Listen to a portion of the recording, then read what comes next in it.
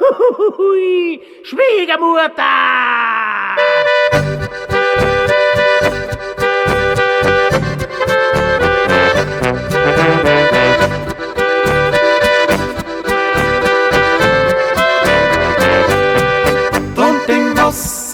Drunt im Wossa liegt die Schwiegermutter ganz platschnossa.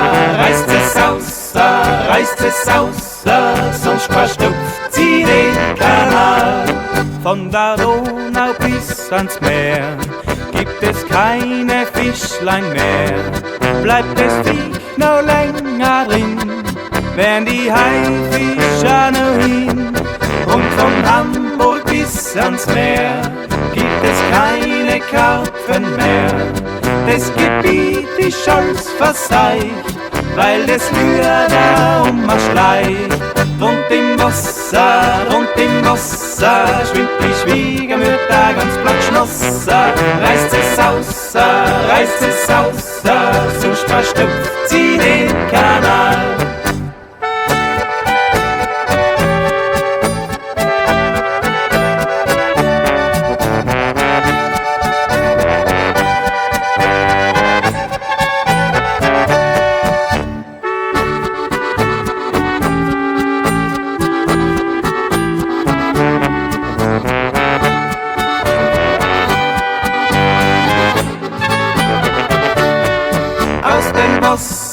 Aus dem Wossa schreit die Schwiegermutter ganz platschnossa. Jodoloch sie, weil sie nicht ersöffen ist.